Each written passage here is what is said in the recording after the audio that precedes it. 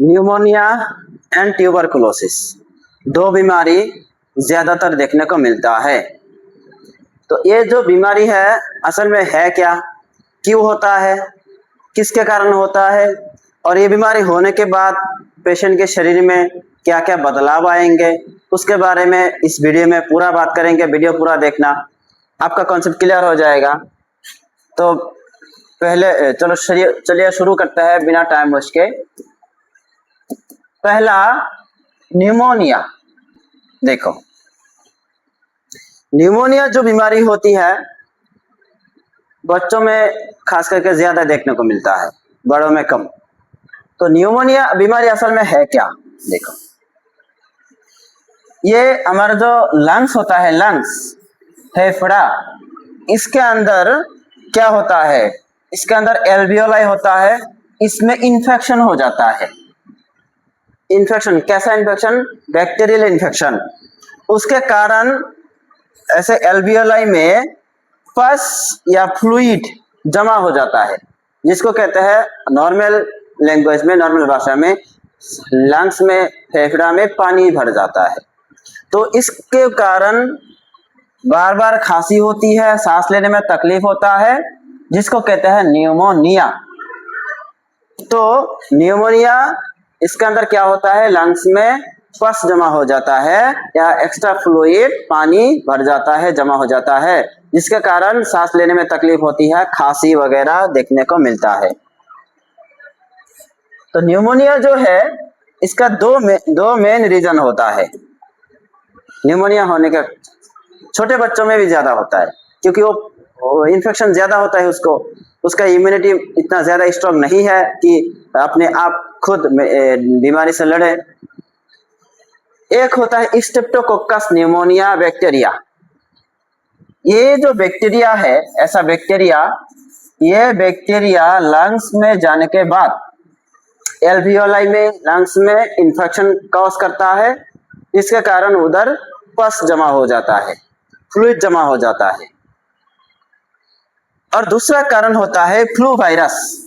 ये जो वायरस है ये भी लंग्स में अगर चला गया तो उधर पस जमा होगा, इन्फेक्शन होगा, फ्लूइड जमा होगा, जिसके कारण सांस लेने में तकलीफ होगी, खांसी बार बार होगा, सर्दी होगी, बुखार भी आएगा। तो न्यूमोनिया से बच्चे मरते भी है बहुत, अगर सही टाइम पे इलाज नहीं करवाया तो इसके लिए टेस्ट करना जरूरी होता है। तो न्यूमोनिया का मेन जो रीजन है क्या क्या है, एक होता है स्ट्रेप्टोकोकस न्यूमोनिया बैक्टीरिया और दूसरा होता है फ्लू वायरस। ये दो रीजन होता है न्यूमोनिया का मेन, और दूसरा रीजन भी हो सकता है। तो अब बात करेंगे दूसरा जो बीमारी है, इसका नाम है ट्यूबरकुलोसिस। ट्यूबरकुलोसिस ये जो बीमारी, इसमें भी खांसी होती है, सर्दी जुकाम रहता है, बुखार आता है, सांस लेने में तकलीफ होती है। तो ये क्यों होता है? ये लंग्स के अंदर सिर्फ एल्वियोलाई में नहीं, किसी भी हिस्से में एक बैक्टीरिया जमा हो जाता है, जिसका नाम है, आगे बताऊंगा, माइकोबैक्टीरियम ट्यूबरकुलोसिस। Mycobacterium tuberculosis.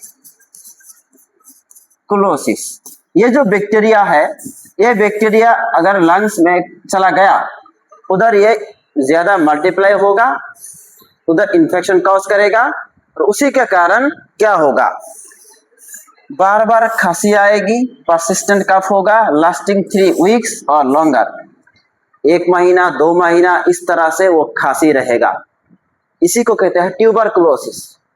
तो खांसी हो रहा है, खांसी का सिरप पी रहा है, फिर भी खांसी ठीक नहीं हो सकता है पेशेंट को ट्यूबरकुलोसिस हो, टीबी हो सकता है पेशेंट को न्यूमोनिया हो सकता है पेशेंट को सीओपीडी हो, अस्थमा हो। कैसे पहचानोगे? इसके लिए सिम्टम्स देखना होता है, डायग्नोस करना होता है, टेस्ट करवाना होता है। तो उसी के लिए मैं कौन सी बीमारी में कौन सा टेस्ट करना है, कैसे पहचानना है, मेरे प्लेलिस्ट पे जाके देख लिया, बहुत सारे वीडियोस है टेस्ट के ऊपर, तो आप सीख जाओगे। अब बात करेंगे ट्यूबरकुलोसिस में पेशेंट के साथ क्या क्या हो सकता है। अगर किसी पेशेंट को टीबी है लंबे समय तक, तो रात में उसको बहुत पसीना आएगा, रात में पसीना आ सकता है, क्योंकि अंदर तो बैक्टीरिया है ना, वो बैक्टीरिया इन्फेक्शन कॉज कर रहा है, उसका इम्यूनिटी उसके साथ लड़ रहा है, पसीना तो आएगा, बुखार भी आ सकता है। और दूसरा, पेशेंट का वेट लॉस हो सकता है, जो जितना वजन होना चाहिए, जितना स्वस्थ हो रहना चाहिए नहीं रहेगा, वजन घटेगा, क्योंकि वो अंदर से इन्फेक्शन के साथ लड़ रहा है, तो कितना स्ट्रांग रहेगा, नहीं रहेगा, इसके ट्रीटमेंट जरूरी है। इसीलिए डॉक्टर क्या करते हैं, टेस्ट लिखते हैं। बहुत सारे पेशेंट टेस्ट नहीं करवाते, बीमारी पता ही नहीं चलता, एंटीबायोटिक खाते रहते हैं, विटामिन खाते रहते हैं, ऐसा नहीं करना चाहिए। टेस्ट लिखा है डॉक्टर ने तो टेस्ट करो, बीमारी पता करो, पैसों की चिंता मत करो। अभी पैसों की चिंता करोगे, एक दिन ऐसा आएगा 2-3 लाख रुपया चला जाएगा। तो इसमें क्या होता है, ट्यूबरकुलोसिस में रात में स्वेटिंग होगी और वेट लॉस होगा। चलो आगे बढ़ते हैं। ट्यूबरकुलोसिस जो बीमारी है वो फैलता कैसे है। आपके घर में कोई टीबी पेशेंट है ट्यूबरकुलोसिस का, सारे डॉक्टर, सारे स्टाफ, सारे मेडिकल स्टाफ एडवाइस करते हैं कि इनसे दूरी बनाए रखना, इनका जो सामान है आप यूज मत करना। क्यों कहते हैं?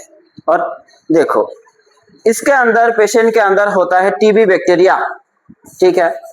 अगर ये अपने मुंह के ऊपर कोई रुमाल, कपड़ा वगैरह ना लिया, ऐसा छींक दिया, छींकता है, तो इसके मुंह से जो पानी निकलेगा, एयर ड्रॉपलेट निकलेगा, इसके अंदर वो बैक्टीरिया हो सकता है, 99% चांस है उसमें वो बैक्टीरिया हो।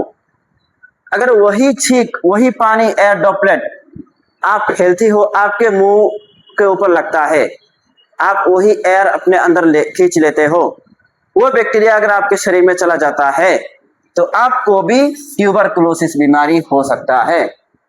इसलिए अगर टीबी पेशेंट है, कोई देख रहा है मेरा वीडियो, अगर छींक आती है, खांसी वगैरह आता है, सर्दी जुकाम है, अब रुमाल से ढक लेना और अपना कपड़ा किसी को यूज करने मत देना।